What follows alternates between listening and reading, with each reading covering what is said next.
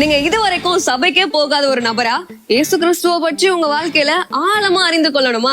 அப்ப revival search உங்க எல்லாரையுமே அன்புடன் அழைக்கிறது. நம்ம கொளத்தூர் பூம்புகார் நகர்ல லொக்கேட் ஆயிருக்க ரிவைவல் சர்ச்சுக்கு நீங்க வாரம் வாரம் வர முடியும். சோ இங்க எவ்ரி சண்டே ஞாயிற்றுக்கிழமை காலையில 10 மணில இருந்து 12 மணி வரைக்கும் சபை ஆராதனை நடந்து கொண்டிருக்குது.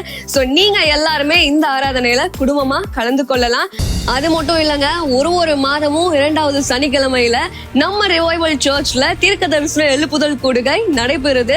சோ உங்களுக்கு அறிமுகமானவர்களையும் நீங்க தாராளமா கூட்டிட்டு வாங்க. சோ காலை 10 மணி முதல் 12 மணி வரைக்கும் இந்த கூடுகை நடைபெறும். சோ நீங்க தவறாம கலந்து கொள்ளுங்க. அது மட்டும் இல்ல, எவ்ரி சாட்டர்டே ஒரு சனிக்கிழமையும் மாலை 8 மணி முதல் 9 மணி வரைக்கும் ப்ராஃபட்டிக் ஈவினிங் நடைபெறுது. இதுல பாஸ்டர் பீட்டர் எல்விஸ் அவர்கள் உங்களுக்காக விசேஷ ஜெபம் ஏறெடுப்பார்கள். நீங்க தவறாம கலந்து கொள்ளுங்க. ஒருவேளை என்னால நேர்ல வர முடியலையே அப்படின்னு வருத்தப்பட்டீங்கன்னா நீங்க கவலையே பட வேணாம். நீங்க கூகுள் மீட் மூலமாகவும் எங்களோடு கலந்து கொள்ள முடியும். சோ கீழே தெரியுற இந்த கூகுள் கோடை நீங்க நோட் பண்ணி வச்சுக்கோங்க. இதன் மூலமா எங்களோட நீங்க ஜாயின் பண்ணுங்க. சோ கர்த்தர் உங்களை ஆசீர்வதிப்பார். இந்த ஊழியத்தை ஜெபத்தினாலும் காணிக்கைகளினாலும் தாங்கும்படி உங்களை நாங்க அன்புடன் அழைக்கிறோம். காணிக்கை அனுப்ப விரும்புகிறவர்கள் ஸ்கிரீன்ல தெரியுற இந்த டீடைல்ஸை பார்த்து நீங்க அனுப்பலாம். கர்த்தர் உங்களை ஆசீர்வதிப்பார். நம்ம பார்க்கலாம், இந்த பைபிளில் யாருடைய வாழ்க்கையும் ஆஹா ஓஹோன்னு ஆரம்பித்த மாதிரி தெரியலைங்க. அப்படி இல்லை. அவங்க ஆரம்பிக்கும் போது அவங்க வாழ்க்கை கடுகு மாதிரி தான் இருந்துச்சு. கடுகு அளவு சைஸு சின்னதாக தான் இருந்தது. ஆனால் அந்த வாழ்க்கையை அவங்க எடுத்து ஆண்டவருக்காக விதைக்கும் போது பவுல் எழுதுவார் 1 கொரிந்தியர் 15:36 விதை செத்தாலுடைய பலன் தராது. விதை சாகணும், நம்ம சாகணும். பாருங்க, நம்ம இந்த விதை, நம்ம தான் இன்னைக்கு விதை. இந்த விதைய ஆண்டவர் பாருங்க, அவரை இருக்கிறதே பெஸ்ட்டு விதை ஆண்டவராகிய இயேசு கிறிஸ்து தான். அவர் என்ன பண்ணாரு, நமக்காக அவரை விதைச்சாரு. விதைச்சி நம்மளை அறுவடை செஞ்சாரு. ஹல்லேலூயா. இன்னைக்கு நம்ம என்னமா பண்ணணும், நம்ம வாழ்க்கை இருக்குது பார்த்தீங்களா, நம்ம வாழ்க்கையை நம்ம விதைக்கும் போது ஆண்டவருக்காக இந்த விதையோடைய ப்ராசஸ் என்ன தெரியுமாவா? அந்த விதை விதைக்கப்பட்டதுக்கப்புறம் செத்துருமா, ஒன்றுமே இருக்காது. ஆனால் அதுக்குள்ளே ஜீவன் இருக்குது, ஆண்டவர் வச்சிருது தான். ஆனால் ப்ராசஸ் ஆகும்போது பாருங்க, ஒரு டைம் வரும், அது செத்து போன மாதிரி இருக்கும். அது மேலே மண் இருக்கும், ஒன்றுமே இருக்காது. முளைத்து வருவதற்கு எந்த விதமான இதுவுமே இருக்காது. அந்த விதை உள்ளே இருந்துக்கிட்டே இருக்கும். ஒரு டைம் பாருங்கள், அதான் அது செத்தாலொலி என்றார் பவுல். அது விதை ப்ராசஸ் அப்படி தான் செத்துரும். ஆனால் அதுலேருந்து ஒன்று முளைச்சி வரும் பாருங்க, ஒரு முளை ஒன்று வரும் பாருங்க. அது ஆரம்பிக்கும் போது என்ன விஷயம்னா, நிறைய பேருக்கு அந்த ப்ராசஸ் தான் பிடிக்கிறது இல்லை. என்ன பிரதர், ஒன்றுமே இல்லை, ஒரே நிசப்தமாக இருக்குது, ஒன்றுமே புரிய மாட்டேங்குது, என்ன நடக்குதுன்னு தெரியல, குழிக்குள்ளே போட்ட மாதிரி இருக்குது, கெபிக்குள்ளே போட்ட மாதிரி இருக்குது, காட்டுக்குள்ளே ஒளிஞ்ச மாதிரி இருக்குது, காக்கா போசிக்குது, எங்கெங்கேயோ ஒளிஞ்சிருக்கிற மாதிரி இருக்குது, எங்கேயோ ஒளிஞ்ச மாதிரி இருக்குது, ஒன்றுமே தெரியாத மாதிரி இருக்குது, வாழ்க்கையெல்லாம் நிசப்தமாக இருக்கிற மாதிரி அப்படி இருக்குதுன்றப்ப பாருங்க, ஒரு முளை வரும். நம்ம லைஃப்பில் சில பேர் ஆண்டவர் சொல்கிறார், இந்த ப்ராசஸில் விதைச்சிட்டோம், நல்லா விதைச்சிட்டிங்க ஆண்டவருக்காக, உங்களை விதைச்சிட்டிங்க, இந்த ப்ராசஸ் எப்படி தெரியுமா இருக்குது? ஆண்டவர் காலைல பேசினார், ஒன்றுமே நடக்காத மாதிரி இருக்குதா? ஒன்றும் இல்லைப்பா, முளை கிளம்ப போகுது. ஹல்லேலூயா. ஏங்க, எதுவுமே நடக்கிறதுக்கு எந்த வாய்ப்புமே இல்லாத மாதிரி இருக்கா? விதை முளைக்க போகுது. ஹல்லேலூயா. முளை கிளம்ப போகுது. உங்கள் வாழ்க்கையில் பாருங்க, முளை கிளம்புறத பார்ப்பீங்க, முளை கிளம்புறத பார்ப்பீங்க. இது என்னன்னா, இங்கே ஒரு விஷயம், அந்த விதை முழுவதும் சாகணும். அந்த விதை முழுவதும் சாகணும். நம்ம லைஃப்லையும் பாருங்க, நம்மளும் இந்த விதை இருக்குது பார்த்தீங்களா, இந்த விதை முழுவதும் சாகணும் பாருங்க. கலாத்தியர் 5 எடுத்து பார்த்தீங்கன்னா மாம்சத்தின் கிரியைகள் இருக்கும். இந்த மாம்சத்தின் எல்லா கிரியைகளுக்கும் நம்ம செத்தவங்களா இருக்கணும் பாருங்க. ஸ்டார்டிங்ல ஆண்டவர் சொன்னாரு, ஒரு செத்தை ஒரே ஒரு மாம்சத்தின் கிரியை அந்த பரிமள தைலத்தை வாசனையை நார பண்ணிடுமா. ஒரே ஒரு, நம்ம சொல்ல முடியாது இது ஒன்று தானே என் லைஃப்ல ஆண்டவரே நீங்க அட்ஜஸ்ட் பண்ணிக்கோங்கன்னா அவர் அட்ஜஸ்ட் பண்றதுக்கு பிரச்சனை இல்லை. இங்க வாழ்க்கை ஸ்மெல் வந்துடும். இங்க பாருங்க, அதான் நான் சொல்றேன். அவர் ஆபிரகாமை, அவர் வசனம் சொல்லுது ஐசாயா 51:2, உங்கள் தகப்பனாகிய ஆபிரகாமையும் உங்களை பெற்ற சாராளையும் நோக்கி பாருங்கள், அவன் ஒருவனாயிருக்கையில் நான் அவனை அழைத்து அவனை ஆசீர்வதித்து அவனை பெருக பண்ணினேன். ஹல்லேலூயா. ஆபிரகாம் எப்படி இருந்தாரு? நம்மலாம் பார்க்குறோம், ஆபிரகாம் ஆஹா ஓஹோன்னு இருந்தாரு, ஆபிரகாம் சீமானாய் இருந்தாரு, ஆபிரகாம் பெரிய செல்வந்தனாய் இருந்தாரு. அவர் இன்னைக்கு பார்க்குறோம் ஒரு பெரிய ஜாதிகளின் தகப்பன். ஆபிரகாமின் ஆசீர்வாதங்கள்னு போட்டாலே அதுவே ஒரு பெரிய ப்ரீச்சிங், பெரிய லிஸ்ட்டு. ஆனால் அவருடைய ஆரம்பம் எப்படி தெரியுமா இருந்தது? அந்த ஆபிரகாமுடைய ஆரம்பம் கர்த்தர் சொல்லுகிறார், அவன் ஒருவனாய் இருக்கையில், சிங்கிள் பர்சனாக இருந்தார். அவர் என்ன பண்ணுறாரு? ஆண்டவர் வான்னு கூப்பிடுறாரு. அந்த விதையை கூப்பிட்டாரு, வா. எதுக்கு ஆண்டவரே, எதுக்கு நான் வரணும் அப்படின்னா அந்த விதைக்கிட்ட சொல்கிறாரு. ஆதியாகமம் 12:1 எல்லாத்துக்கும் தெரியும். அந்த விதையை பார்த்து சொல்கிறாரு, விதை ஆபிரகாம் என்னும் விதையே நீ சாகணுன்றாரு. வசனம் சொல்லுது, ஆபிரகாமை நோக்கி உன் தேசத்தையும் உன் இனத்தையும் உன் தகப்பனுடைய வீட்டையும் விட்டு புறப்பட்டு நான் உனக்கு காண்பிக்கும் தேசத்துக்கு போ. விதை சாகுது, அங்க விதை சாகுது. சாகாத விதைகள் வேதத்தில் பெரிசா சாதிச்சதே இல்லை. நம்ம பார்க்குறோம். அவர் சொல்றது சாதாரண விஷயம் கிடையாது, சாதாரண விஷயம் இல்லை. அவர் சொல்றாரு, நீ உன் தேசத்தையும் உன் இனத்தையும் உன் தகப்பனுடைய வீட்டையும் விட்டு, இன்னொரு இடத்துல அவர் மகனை, இன்னொரு இடத்துலயும் அந்த விதை சாகும். அவர் சொல்லுவார், உன் சொந்த மகனை எனக்காக சாக்ரிஃபைஸ் பண்ணு அப்படின்னுவார். அந்த விதை அங்கேயும் சாகுது. நான் இன்னொன்று சொல்கிறேன், இந்த விதை சாகிறது ஒரு நாள் ப்ராசஸ் இல்லை. பவுல் சொல்றாரு, கிறிஸ்துவின் நிமித்தம் அனுதினம் சாகிறாராம். அனுதினம். இந்த விதை ஒரு நாள் செத்துட்டு நான் ஒரு இதில் ஜெயிச்சிட்டேன், நான் சக்ஸஸ் பண்ணிட்டேன், இதுக்கப்புறம் எனக்கு எல்லாமே தெரிஞ்சிடுச்சு அப்படின்னு இல்லை. இந்த விதை இன்னைக்கு நம்மளை வீட்டு விட்டு வெளியே வர சொல்லும்.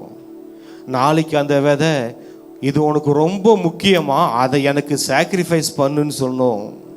இது எனக்காக விதைன்னு சொல்லும், வலிக்க தான் செய்யும். ஆனால் அந்த விதை அந்த வார்த்தைக்கு கீழ்ப்படிஞ்சு அதை விதைக்கும் போது பாருங்க, அதனால் வருகிற பலன் வானம் கொள்ளாது, வானம் கொள்ளாது.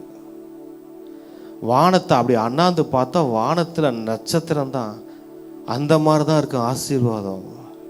நீ வெளியே வா, வெளியே வந்து அண்ணாந்து பார்த்தா வானம் தெரியும், வானம் ஃபுல்லாக நட்சத்திரம். உங்கள் ஆசீர்வாதங்களை எண்ணவே முடியாது.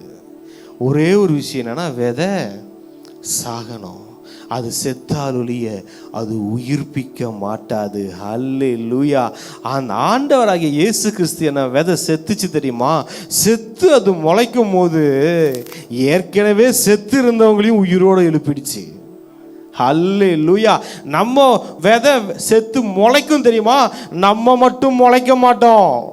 நம்மளை சுற்றி எத்தனை விதை செத்துருக்கோ அத்தனை விதையும் சேர்த்து முளைக்க பண்ணிடுவோம். நம்ம அந்த பவர் நமக்குள்ள, இந்த விதைக்குள்ள இருக்கு. ஆண்டவருக்குள்ள அதுதான் இருந்துச்சு. அவர் மாத்திரம் உயிர்ப்பிக்கவில்லை, இதுக்கு முன்னாடி இருந்தவங்களையும் உயிர்ப்பித்தார். இதுக்கப்புறம் மரித்து உயிரோடு வர வேண்டியவர்களையும் உயிர்ப்பித்தார். அதான் இந்த விதையோட வல்லமை, விதையோடைய மகத்துவம். என்னன்னா, இந்த லைஃப் பழைய ஏற்பாட்டில் பார்த்தோன்னா பைபிள் முழுசாக பார்க்கலாம், யாருமே சாக்ரிஃபைஸ் இல்லாமல் இல்லவே இல்லை. சில நேரத்தில் சில இடங்களை நம்ம சாக வேண்டியது இருக்க தான் செய்யுது. அது ஏன்னா நம்மளை அவர் புடமிடுகிறார், அவருடைய வார்த்தையினால நம்மளை புடமிடுகிறார். குயவன் அந்த மண் பானையை பிசைஞ்சு பிசைஞ்சு அழகான ஷேப்பு கொண்டு வரணும். சரி, கொஞ்சம் கோணலாக கூட வச்சிடலாம் அப்படின்னு அந்த குயவன் வச்சிட மாட்டான். ஏன்னா அந்த குயவனுக்கு தான் செய்கிற பானை அழகாக வரணும். ஃபுல்லாக வந்துருச்சுங்க, இந்த வாய் எட்ஜில் லைட்டாக அப்படி ஒரு லைட்டாக ஒரு பள்ளம் இருக்குங்கன்னா திருப்பி குலைச்சிருவான், திரும்பி பிசைவான், திரும்பி அதை அழகா ஆக்குவான். ஏன் டைம் எடுக்குது, ஏன் இவ்வளோ நேரம் உருவாக்குறாருன்னா, அந்த குயவனுக்கு என்ன தெரியுமா, இந்த மண்ணை நான் அழகான பாத்திரமா கொண்டு வந்துடணும், இதுல ஒரு குறை இருக்கக்கூடாது. உன்னத பாட்டில் சொல்லுவா தெரியுமா, என் பிரியமே, என் ரூபவதியே, உன்னில் ஒரு குறையும் இல்லை அப்படின்னு பாருங்க. ஆண்டவர் நம்மளை அழகாக்க விரும்புகிறார், பியூட்டிஃபுல் ஆக்க விரும்புகிறார். ஒரு அழகான பாத்திரமா நம்ம விரும்புகிற அளவு கூட பாருங்க, அவர் விரும்புவது அதை விட அதிகம் நம்மளை ரொம்ப அழகா மாற்ற விரும்புகிறாரு. ஏன்னா இந்த பாத்திரம் ரொம்ப நாள் நிலைச்சு நிற்கணும், இந்த பாத்திரம் ரொம்ப நாள் உறுதியா நிற்கணும். உறுதியா ஆக்குகிறார். மிகவும் அழகானது மாத்திரமல்ல, உறுதியாக்குகிறார் ஆண்டவர். இப்ப நம்ம எல்லாத்தையும் என்னமா பண்ணிட்டு இருக்கிறாரு, ஸ்ட்ரென்தன் பண்ணிக்கிட்டு இருக்கிறாரு, ஸ்ட்ரென்தன் பண்ணிக்கிட்டு இருக்காரு. சில காரியங்கள் சில பேரோட வாழ்க்கையில் நடந்துகிட்டு இருக்கு. ஆண்டவர் சொல்றாரு, இது ஏன்னா உன்னை உருவாக்கிக்கிட்டு இருக்கு, உன்னை ஸ்ட்ரென்தன் நான் பண்ணிக்கிட்டு இருக்கேன். நமக்கே தெரியாது உள்ள ஒரு வேலை நடந்துகிட்டு இருக்குதுன்றது.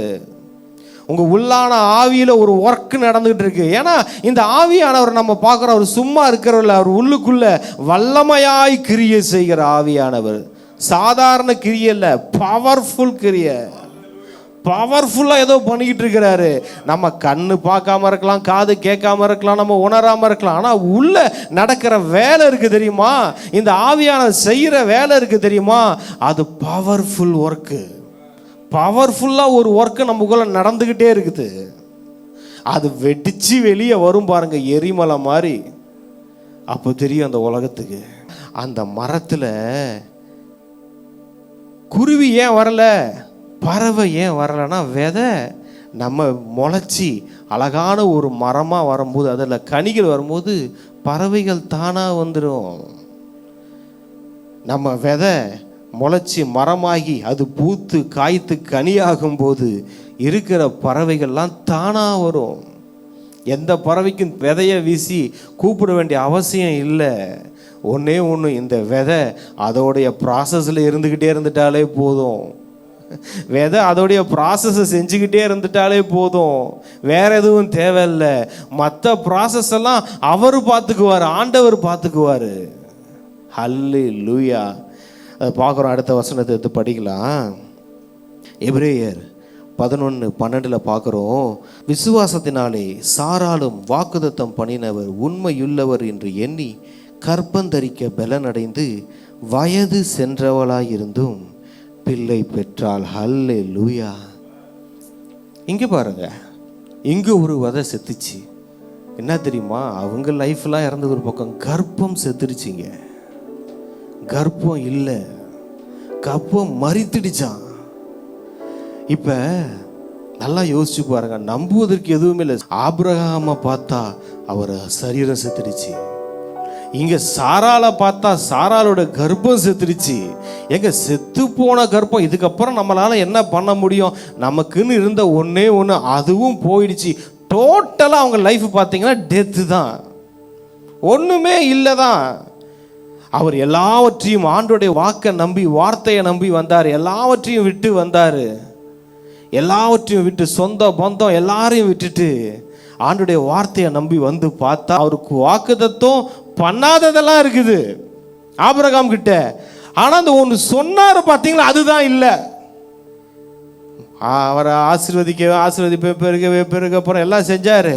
மற்றதெல்லாம் செல்வம் இருக்குது, அது இருக்குது, ஆடு இருக்கு, ஒட்டகம் இருக்கு, ஏகப்பட்டது இருக்குங்க.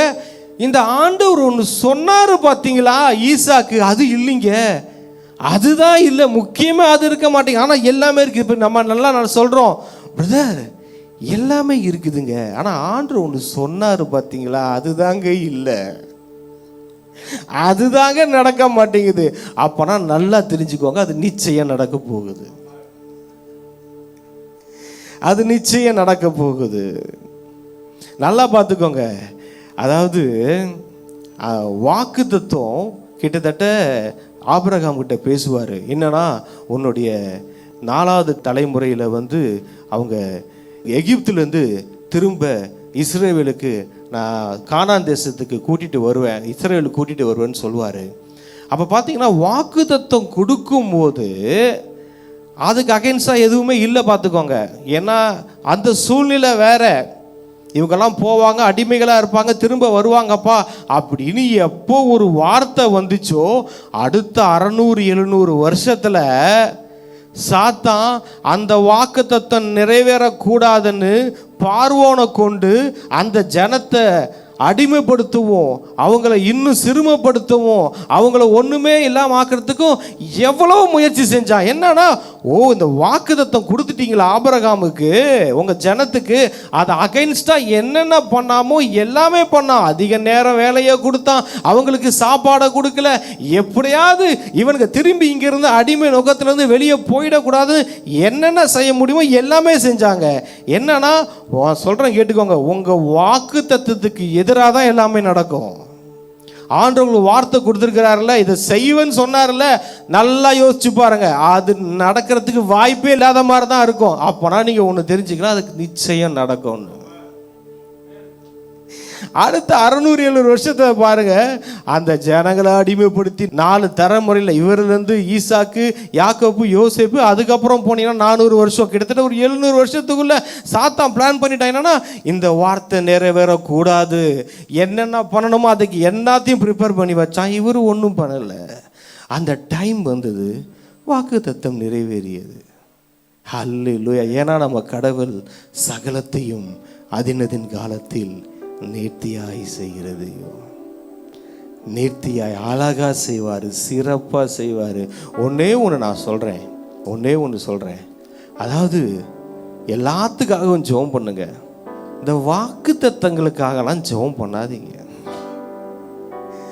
ஆசீர்வாதங்களுக்கு கூட நீங்கள் ஜெபம் பண்ணாதீங்க. நீங்கள் யாருக்காவது ஜெபம் பண்ண, நாட்டுக்காக தேசத்துக்காக ஜெபம் பண்ணுறீங்கன்னா பண்ணிட்டு போங்க, மற்றவங்களுக்காக ஜெபம் பண்ணுறீங்கன்னா பண்ணுங்க.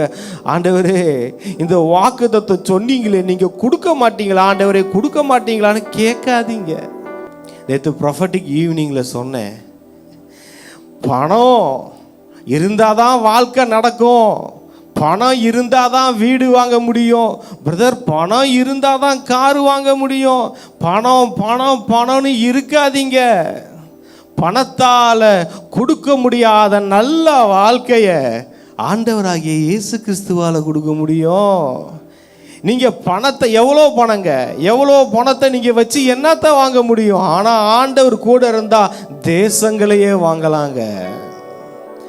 நம்ம மைண்ட் செட் எப்படி ஆயிடுச்சு, மறுநாள் மாதம் பிறக்குதுன்னா உடனே நம்ம போடுவோம், நம்ம இன்கம் என்ன, நம்ம மந்த்லி இன்கம் என்ன வருது, பணம். இப்போ இன்னைக்கு உலகமே, ஏன் கிறிஸ்தவர்கள் கூட ஆண்டவரை எந்த அளவுக்கு நினைக்கிறோமோ தேடுறோமோ தெரியல, ஆனால் பணத்தை நல்லா தேட ஆரம்பிச்சிட்டோம் பாருங்க, பணத்தை தேட ஆரம்பிச்சிட்டோம். வசனம் ஐசையால தான் பார்க்குறோம். இதுலேயே பணம் இல்லாதவர்களே வாங்க, வந்து வாங்கி சாப்பிடுங்கள், பணம் இல்லாதவர்களை வந்து பாலும் தேனும் எடுத்து குடியுங்கள். ஆண்டவர் பணத்தோட திமிர உடைக்கிறாரு. ஆண்டவருக்கு முன்னாடி பணம் நிற்க முடியாது, அது மேன்மை பாராட்ட முடியாது. பைபிளில் பார்க்குறோம், தன்னுடைய பிள்ளைகளுக்கு கொடுத்த வாக்குத்தத்தங்களை அவர் பணத்தை கொடுத்து வாங்கி தரல. எங்கேயும் லட்சக்கணக்கான ஜனங்களுக்கு தேசங்களை பங்கிட்டு கொடுத்தாரு, பணத்தை கொடுத்து வாங்கி தரல. அது ஆசீர்வாதம். உங்களுக்குரிய ஆசீர்வாதத்தை நீங்க நினைக்கிறீங்களா? இவ்வளவு பணம் வந்தாதான் பிரதர் அந்த பில்டிங்கை வாங்க முடியும், இவ்வளவு பணம் இருந்தாதான் எனக்கு கல்யாணம் நடக்கும், இவ்வளவு பணம் இருந்தாதான் சாதிக்க முடியும். ₹1 இல்லாமல நம்மளை சாதிக்க முடியுங்க. எந்த பணமும் இல்லாமலும் கர்த்தர் நம்ம கூட இருந்தால் எல்லாத்தையும் சாதிக்க முடியுங்க. இந்த வேதத்தில் யாரும் கையில் பணத்தை வச்சு சாதிச்சவங்க கிடையாதுங்க. நமக்கு ரோல் மாடல் இந்த பைபிள் தாங்க. இவ்வளவு பணம், மாதம் ஒரு 5 லட்சம் வந்துட்டா என்ன செய்வோம்? இல்லை மாதம் ஒரு 10 லட்சம் வந்துட்டா விதை செத்து பாருங்க, விதைய சாகடிச்சு பாருங்க, வாழ்க்கை நல்லா இருக்கும். எத்தனை லட்சம் இருந்தாலும் கிடைக்காத வாழ்க்கை கர்த்தர் நம்மோடு கூட இருந்தால் நடக்குங்க. ஆமென், ஹல்லேலூயா. அடுத்தது பார்க்குறோம், இன்னொரு விதையை பார்ப்போம். இதே எபிரேயர் இதில் மோசேவை பற்றி சொல்லியிருப்பார்.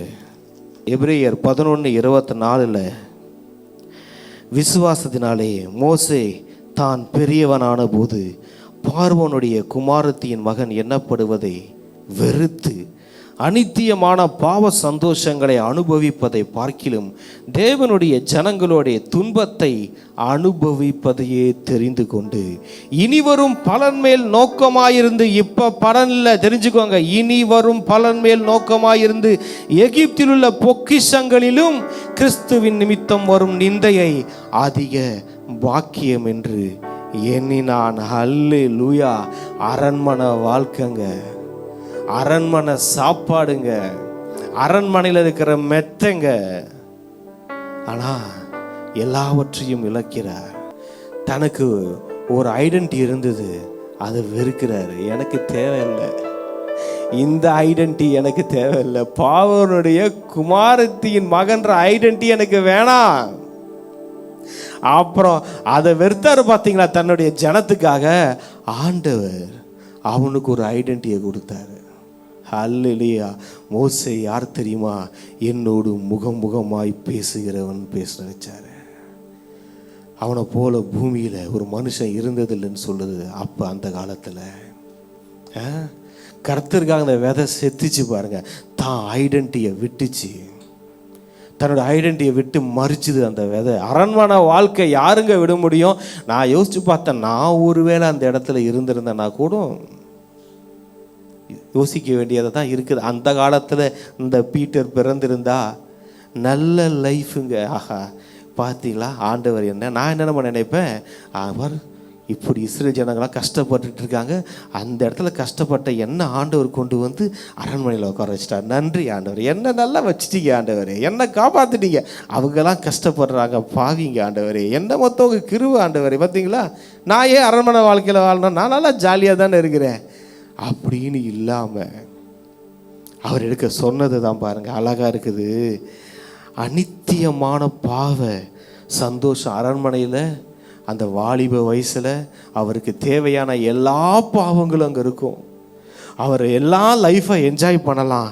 அநித்தியமான பாவ சந்தோஷங்களை அனுபவிப்பதை பார்க்கிலும் தேவனுடைய ஜனங்களுடைய துன்பத்தை அனுபவிப்பதையே தெரிந்து கொண்டு அந்த மனுஷன், அரண்மனையில் இருந்த மனுஷன் 40 வருஷம் பாலைவனத்தில் சுற்றி திரியிறாருங்க. அந்த விதை அனுதினமும் செத்தது. அதனால தான் அனுதினமும் பிரகாசித்து கொண்டே இருந்தது, இன்றைக்கும் பிரகாசித்து கொண்டிருக்கிறது.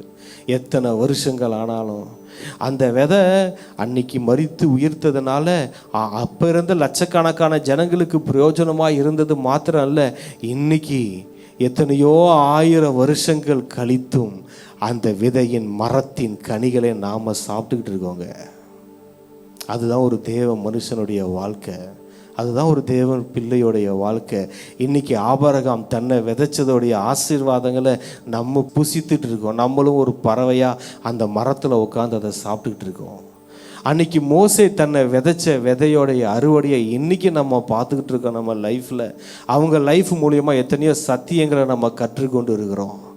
வசனம் சொல்லுது, இனி வரும் பலன் மேல் நோக்கமாயிருந்து எகிப்தில் உள்ள பொக்கிஷங்களிலும் கிறிஸ்துவின் நிமித்தம் வரும் நிந்தையை அதிக பாக்கியம் என்று எண்ணினான். அல்லேலூயா. இன்னைக்கு நம்ம வாழ்க்கையில் நமக்கு எல்லாருக்கும் ஒன்று தெரியும், என் லைஃப்பில் இது ஒன்று தான் பிரதர், இந்த ஒரு பலவீனம் இல்லை ஏதோ ஒரு காரியம் நமக்கு இருக்கலாம்.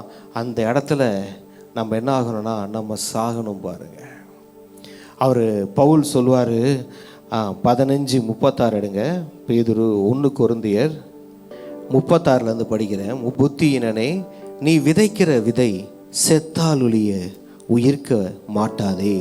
நீ விதைக்கிற போது இனி உண்டாகும் மேனியை விதையாமல் கோதுமை அல்லது மற்றொரு தானியத்தினுடைய வெறும் விதையையே விதைக்கிறாய். அதற்கு தேவன் தமது சித்தத்தின்படியே மேனியை கொடுக்கிறார். விதை வகைகள் ஒவ்வொன்றுக்கும் அதற்கேற்ற மேனியையே கொடுத்திருக்கிறார். ஹல்லேலூயா.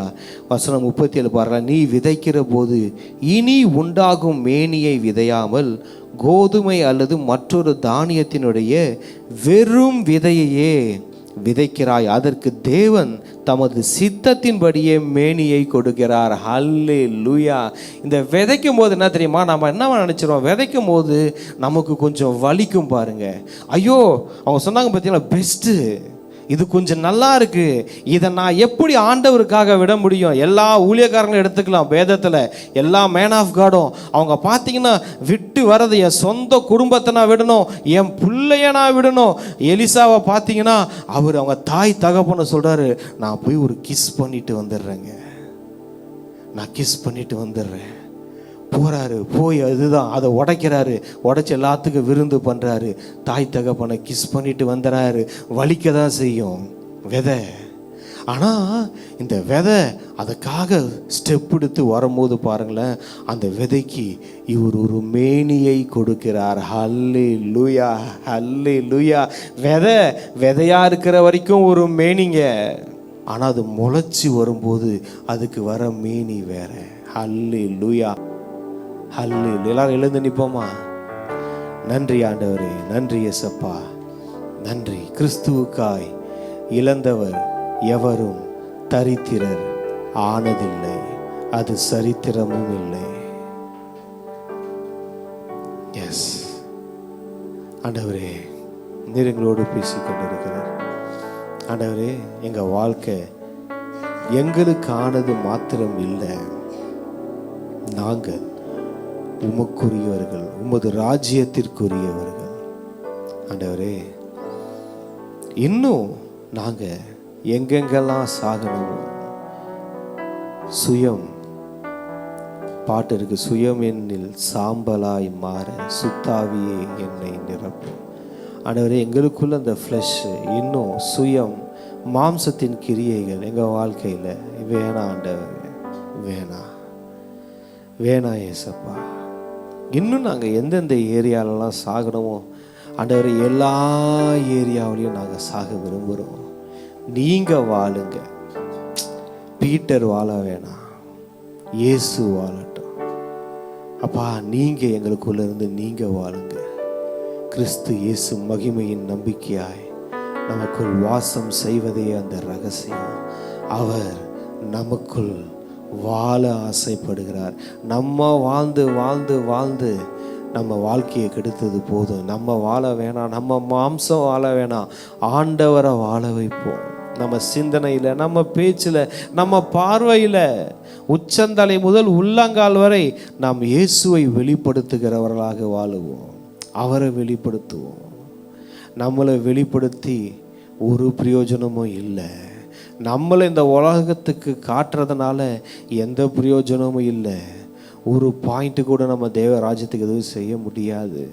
நம்ம நமக்காக வாழ்கிறதுனாலையும் எந்த பிரயோஜனமும் இல்லை. இயேசுவே தனக்காக வாழலைங்க. இந்த பூமியில் அவர் தேவனுடைய பிதாவினுடைய சித்தத்துக்கு தான் வாழ்ந்தார். ஆண்டவரே, இந்த பூமியில் நாங்கள் வாழுகின்ற ஒவ்வொரு நொடியும் உமக்காக நாங்கள் வாழ வேண்டும். உமது சித்தத்துக்காக நாங்கள் வாழ வேணும். நீங்கள் எங்கள் மேலே வச்சிருக்கிற அழைப்புக்காக நாங்கள் வாழணும். வேற எதுக்கும் வாழ வேணாம். உலகத்துக்காக வேணாம், மனுஷர்களை பிரியப்படுத்தணும்னு வேணாம், மாம்சத்தை பிரியப்படுத்தணும்னு வேணாம். ஆண்டவரே, நாங்கள் பரலோகத்தை பிரியப்படுத்துகிறவர்கள், பரலோகத்தை பிரியப்படுத்துகிறவர்கள். எங்கள் வாழ்க்கை நாங்களும் நல்லா இருந்து லட்சக்கணக்கான ஜனங்களை கர்த்தரிடத்துக்கு திருப்புகிற ஒரு கூட்டமாக நாங்கள் இருக்கணும். ஆண்டவரே, அதான் வேதத்தில் நாங்கள் பார்க்குறோம். ஒவ்வொரு தேவ மனுஷனும் தங்கள் வாழ்க்கையை விதைக்கும் போது, கர்த்தருடைய வார்த்தைக்கு கீழ்ப்படியும் போது, அதை ஒபே பண்ணும்போது, அவர்கள் லட்சங்களுக்கு கோடிகளுக்கு ஆசீர்வாதமாய் மாறினார்கள். நம்ம இன்னைக்கு அந்த மாதிரி ஆண்டவர் சமூகத்தில் ஒரு வார்த்தைக்கு நாம் கீழ்ப்படியும் போது, நம்ம அவர் வார்த்தைக்கு ஒபே பண்ணும்போது, அவர் வார்த்தைக்கு மரியாள் சொன்னாங்க, சொல்லும் அடியேன் கேட்கிறேன், சொல்லும் அடியேன் நீங்கள் சொல்லுங்கப்பா, நான் கேட்குறேன், நீங்கள் சொன்னால் நான் செய்வேன்ப்பா. என் மாம்சம் சொல்கிறது வேணாம், பிசாசு சொல்கிறது வேணாம். ஏசப்பா, நீங்கள் சொல்லுங்கள். உங்கள் வேதத்தில் இருக்கிற வார்த்தைகள் எங்களோடு பேசட்டும். இயேசுவின் நாமத்தில் ஜெபிக்கிறோம் பிதாவே, ஆமென். என் ஆத்துமாவே கர்த்தரை ஸ்தோத்திரி, என் முழு உடமையோட பரிசுத்த நாமத்தை ஸ்தோத்திரி. என் ஆத்துமாவே கர்த்தரை ஸ்தோத்திரி, அவர் செய்த சகல உபகாரங்களையும் மறவாதே. ஆமென், ஆமென். நீங்க இதுவரைக்கும் சபைக்கே போகாத ஒரு நபரா இயேசு கிறிஸ்துவ பற்றி உங்க வாழ்க்கையில ஆழமா அறிந்து கொள்ளணுமா? அப்ப ரிவைவல் சர்ச் உங்க எல்லாரையுமே அன்புடன் அழைக்கிறது. நம்ம கொளத்தூர் பூம்புகார் நகர்ல லொகேட் ஆயிருக்க ரிவைவல் சர்ச்சுக்கு நீங்க வாரம் வாரம் வர முடியும். சோ இங்க எவ்ரி சண்டே ஞாயிற்றுக்கிழமை காலையில 10 மணில இருந்து 12 மணி வரைக்கும் சபை ஆராதனை நடந்து கொண்டிருக்குது. சோ நீங்க எல்லாருமே இந்த ஆராதனையில குடும்பமா கலந்து கொள்ளலாம். அது மட்டும் இல்லங்க, ஒரு மாதமும் 2வது சனிக்கிழமையில நம்ம ரிவைவல் சர்ச்ல தீர்க்க தரிசன எழுப்புதல் கூடுகை நடைபெறுது. சோ உங்களுக்கு அறிமுகமானவர்களையும் நீங்க தாராளமா கூட்டிட்டு வாங்க. சோ காலை 10 மணி முதல் 12 மணி வரைக்கும் இந்த கூடுகை நடைபெறும். சோ நீங்க தவறாம கலந்து கொள்ளுங்க. அது மட்டும் இல்ல, எவ்ரி சாட்டர்டே ஒரு சனிக்கிழமையும் மாலை 8 மணி முதல் 9 மணி வரைக்கும் ப்ராஃபட்டிக் ஈவினிங் நடைபெறுது. இதுல பாஸ்டர் பீட்டர் எல்விஸ் அவர்கள் உங்களுக்காக விசேஷ ஜெபம் ஏறெடுப்பார்கள். நீங்க தவறாம கலந்து கொள்ளுங்க. ஒருவேளை என்னால நேர்ல வர முடியலையே அப்படின்னு வருத்தப்பட்டீங்கன்னா நீங்க கவலையே பட வேணாம். நீங்க கூகுள் மீட் மூலமாகவும் எங்களோடு கலந்து கொள்ள முடியும். சோ கீழே தெரியுற இந்த கூகுள் கோடை நீங்க நோட் பண்ணி வச்சுக்கோங்க. இதன் மூலமா எங்களோட நீங்க ஜாயின் பண்ணுங்க. சோ கர்த்தர் உங்களை ஆசீர்வதிப்பார். இந்த ஊழியத்தை ஜெபத்தினாலும் காணிக்கைகளினாலும் தாங்கும்படி உங்களை நாங்க அன்புடன் அழைக்கிறோம். காணிக்கை அனுப்ப விரும்புகிறவர்கள் ஸ்கிரீன்ல தெரியுற இந்த டீடைல்ஸை பார்த்து நீங்க அனுப்பலாம். கர்த்தர் உங்களை ஆசீர்வதிப்பார்.